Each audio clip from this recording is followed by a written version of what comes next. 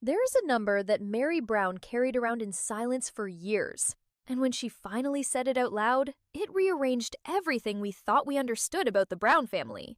Because for over a decade, we watched these four women smile through the tension. We watched them call each other sister. We watched them sit on couches and insist that the money didn't matter, that the love was equal, that nobody kept score.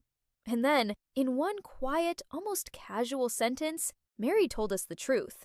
She told us that her money, the money from the home she sold, the home she built her independence on, went into buying the house that Robyn lives in today. And she never got it back. So tonight, I want to walk you through the money trail that Kody Brown does not want you to follow. Because once you see where the cash actually went, you cannot unsee who this family was really built to protect. Let me take you back to the beginning of this because the timing is everything. Years ago, Meri owned a 5-bedroom home in Las Vegas. It was hers. It represented something. For a woman in a plural marriage where so much is shared and so little is truly your own, that house was a piece of stability with her name attached to it. And when the family decided to make their big move, when they decided to consolidate and relocate and pour everything into a new chapter, Meri did what she had always done. She gave. She sold that Las Vegas home, and the proceeds from that sale did not go into some neutral family account that everyone could see and everyone could draw from equally. The proceeds went into Kody's account, and from there, that money helped purchase a home in Flagstaff. A home for Robyn. A home for Robyn and her 5 children to live in. Now, stop and sit with that for a second, because this is the part the edit glosses over. Meri's money helped buy the house that another wife and that wife's children would live in. Not a shared family compound where everyone had equal footing, a specific home for a specific wife, funded in part by a different wife's life savings. And Janelle, practical, level-headed Janelle, the one who always tried to keep the finances sensible, she chipped in too. So you have 2 women, Meri and Janelle, putting their resources towards securing Robyn's living situation. And the understanding, at least in their minds, was simple. This was helpful. This was family. And the family pays you back. Except they didn't. That's the bombshell. On the Season 20 one-on-one special that aired in January of 2026, Meri made it clear that she wants that money returned. She had contributed toward Robyn's home, and she had never been compensated for it. Let me say that again, slowly, because I want it to land the way it landed for the fans who were watching live. Meri gave money that helped house Robyn, and years later, she is still waiting to be paid back. And when this came up, when this finally surfaced after all this time, what did Kody say? He said that he and Robyn always intended to make things right with Meri. He claimed he told her on the phone, "We always intended to take care of it." Intended. Past tense of a promise that, as far as we know, still hasn't been kept. And here is where I need you to really pay attention, because the word intended is doing a lot of heavy lifting in that sentence. When you owe a friend $20, you don't say you intended to pay them back, you just pay them back. The only time intention becomes the headline is when the payment never actually happened. So when Kody stands there and tells us that he always meant to take care of it, what he is actually confirming is that he didn't. For years, while that same money sat inside a house that another wife and her kids got to call home. And notice that he didn't dispute the debt. He didn't say it never happened or that Meri was misremembering. He confirmed it. He just framed it as a good intention that hadn't gotten around to becoming a check. That is an admission dressed up as reassurance. Now, I want to be fair here, because this channel is about understanding this family, not just throwing rocks at it. There are people who will defend Kody and Robyn on this, and their argument goes something like this. Plural marriage is messy. Money moved around constantly in this family. Wives helped each other all the time. Maybe the lines genuinely got blurry. Maybe nobody wrote anything down because that's not how a family operates when they believe they'll be together forever. And honestly, that's a reasonable point. When you think you're building a permanent life with someone, you don't ask for a receipt. You don't draw up a contract for your own sister's wife. You trust. And that trust is exactly what makes this so painful. Because the moment the marriage is dissolved, all of that informal, hand-to-hand, we're all family money suddenly needed to be untangled. And untangling it revealed something ugly. It revealed a pattern. Because this is not the only time we've watched money flow in one specific direction in this family. Think about Coyote Pass. Think about that 14 acres of Arizona land that was supposed to be the dream, the place where all four wives would build their homes side by side and finally live the togetherness they'd been preaching for years. That land became the single most contested thing in the entire family. And when it finally sold in 2025, the wives walked away with very different checks. From what has been reported, Meri received somewhere in the neighborhood of $375,000. Robyn, on the other hand, reportedly walked away with around $750,000, roughly double. Now, I want to be careful and clear with you that those figures come from reporting and estimates, not from a document Kody held up on screen, so treat them as the reported numbers rather than gospel. But even as reported numbers, they tell a story. They tell the same story the mansion money tells. When the dust settles in this family, somebody consistently ends up on the better side of the math. And it is consistently the same somebody. So let's connect the dots, because this is where it stops being about one house and starts being about a worldview. Meri sells her home, the money helps house Robyn, and Meri waits years for repayment that turns into, we always intended to take care of it. The land that was supposed to be shared equally sells, and the payouts aren't equal. Over and over, the woman who came into the family last is the woman whose security gets prioritized, and the women who were there from the beginning, Meri, who was Kody's first wife, his only legal wife for years, the one who'd been there longest, they're the ones left holding an IOU. If you're watching this and you're a fan of Meri, that probably makes your stomach turn. Because it should. There's a legal wrinkle in all of this that makes it even more bitter, and I want to make sure you understand it. Of the four wives, only one was ever legally married to Kody on paper, and that is Robyn. The marriages to Meri, to Janelle, to Christine were spiritual unions, not legal ones, for most of the family's history. So when it comes to the cold mechanics of who can force repayment in a courtroom, the women who gave the most may actually have the weakest legal footing. Think about how cruel that is. Meri put real money into Kody's account, real proceeds from a real house with her real name on it. And yet, because the marriage was spiritual rather than legal, her claim to be repaid is murkier than it would be for almost anyone else. The system that the family built protected the legal wife and left the spiritual wives exposed. And I cannot help but notice that the one wife who got the legal protection is also the one wife who got the house and the bigger payout. At some point, the coincidences stop looking like coincidences.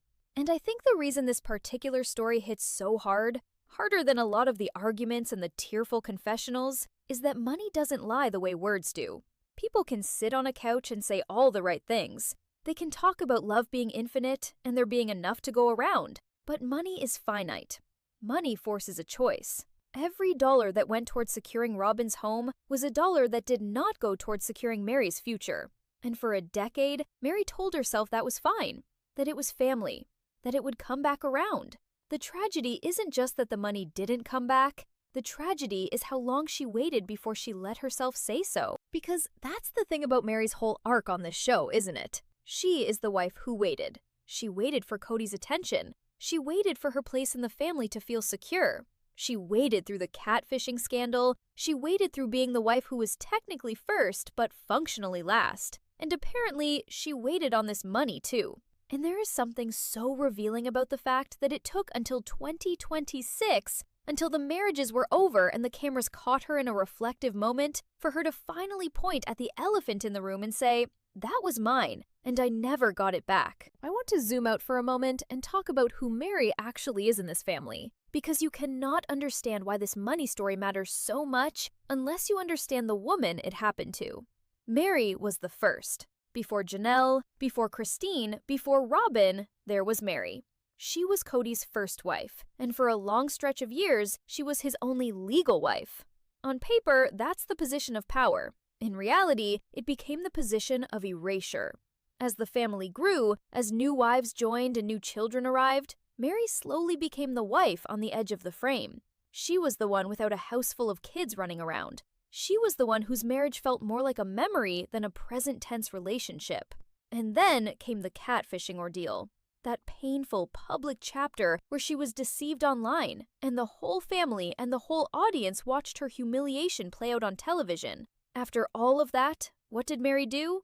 She didn't collapse. She built something. She poured herself into a bed and breakfast, into a business, into a version of herself that didn't depend on Kody choosing her.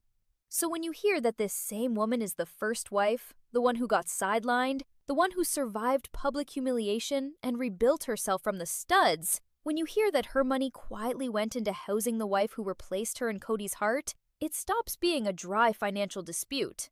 It becomes the emotional thesis of her entire time on this show. She gave and gave and gave, and the family took and took and took and called it love. Now, some of you are going to ask the obvious question. If she's owed the money, why doesn't she just take it to court? Why air it on television instead of in front of a judge? And that's fair, but you have to understand the emotional architecture of a family like this. When you've spent 25 years calling someone your husband and the other women your sisters, suing them isn't just a legal action. It's an admission that the family you built was a financial arrangement all along. I think for Meri, saying it out loud on that special was its own kind of reckoning. It was her way of putting it on the record, of letting the audience be her witness, without fully torching whatever fragile thread still connects these people. Whether that thread survives is a different question entirely. And let's talk about Robyn for a second, because she is the silent center of this entire story, and she didn't say a word in this clip. Robyn is the wife who got the house. Robyn is the wife who, by the reported numbers, got the bigger payout from the land. Robyn is the only wife Kody is still legally married to today. From the outside, it looks like she won every round. But here's the uncomfortable thing about winning every round in a family that's falling apart. Eventually, you're the only one left at the table, and everyone else remembers exactly how you got there. The money that built Robyn's security came, at least in part, from women who are now standing on the outside asking to be paid back. That is not a comfortable foundation to stand on. And I genuinely wonder if Robyn understands that the very thing that made her feel safe is the thing the other wives will never forget. And this is where the fan community has gotten loud. And I want to handle this carefully because I think it matters. If you go onto the forums, if you read what longtime viewers are saying, there is a widely held belief out there that Robyn was always the financial priority of this family. That from the moment she arrived, the resources, the attention, and the security started flowing in her direction. Now, I want to be clear about what that is. That is a fan reading. That is a theory built by people who have watched this family for 15 years and pattern matched what they've seen. It is not a confession, and Robyn has never agreed to that characterization. But here is why that theory has so much oxygen right now, because the mansion money fits it perfectly. When a fan theory keeps getting confirmed by the actual facts that surface, the theory stops feeling like speculation and starts feeling like a diagnosis. And the mansion money is one more data point that the audience is sliding right into the pattern they already believed was true. Let me give you the contrast that makes this so stark, because I think it's the clearest way to understand the imbalance. Look at how quickly certain things get resolved in this family versus how long Meri's repayment has dragged on. When the land needed to be sold, it got sold, and the checks got cut. When decisions needed to be made about Robyn's living situation, the money appeared. But Meri's repayment? That's the thing that lingers in the realm of we always intended to. Years go by, marriages end, lives get rebuilt. And still, the settling of Meri's contribution remains this unfinished piece of business floating in the background. The speed at which a family handles its obligations tells you everything about its priorities. Fast for some things, indefinitely slow for others. And the things that move slowly are almost always the things that benefit the person at the bottom of the pecking order. There's another layer here too, and it's about Janelle, because she chipped in on that Flagstaff home as well, and she rarely gets credit for how much she quietly carried. Janelle was the financial backbone of this family for years. She was the one with the head for money, the one who worked, the one who tried to keep things grounded while everyone else dealt in faith and feelings. So when even Janelle, the sensible one, the one who understood money better than anyone in that house, ends up having contributed to a home she doesn't live in and a wife she's no longer close to, you start to see that this wasn't about who was naive. Both Meri and Janelle went in with open eyes and open wallets because they believed in the family. Their generosity wasn't foolishness, it was faith. And the betrayal isn't that they were tricked. The betrayal is that their faith was treated as a resource to be spent, rather than a trust to be honored. And think about what this does to the children, because they were watching all of this too, even when the cameras weren't rolling. The kids in this family grew up absorbing the unspoken hierarchy of whose mother got the house, whose mother had to ask, whose mother was always the one waiting. Children are far more perceptive about money and fairness than adults give them credit for. They notice which household has the newer furniture. They notice which mom seems stressed about bills and which one doesn't. They notice when one branch of the family is treated like the center and the others like the satellites. So when people ask why so many of the Brown kids have grown distant from their father, I don't think you can separate that from this money story. You learn what you live. And a lot of these kids lived inside an arrangement that taught them, quietly and constantly, that some people in the family mattered more than others. That lesson doesn't disappear when they turn 18. It hardens into the way they see their own father. So what does this all mean for how we watch the family going forward? I think it means we have to retire the idea that the splits were purely about love and faith and incompatibility. Those things were real. I'm not dismissing them. But underneath the spiritual language and the relationship drama, there was a balance sheet. And that balance sheet was lopsided long before anyone packed a single box. When Christine left, when Janelle pulled away, when Meri finally let go, they weren't just leaving a husband, they were walking away from a financial system that had quietly, consistently asked them to give more than they got back. And the mansion money is the clearest proof we have that the system was tilted from the start. I want to leave you with one thought before I go. And it's the thought I keep coming back to every time I look at this story. Kody said he always intended to take care of it. But intention is not the same as action. And a family is not built on what you meant to do. It's built on what you actually did. And what Kody actually did, year after year, was let his first wife's money sit inside another wife's home while telling himself he'd settle up someday. That someday became a decade. That decade became a divorce. And now that money sits at the center of a question this family may never be able to answer. Was it ever really love?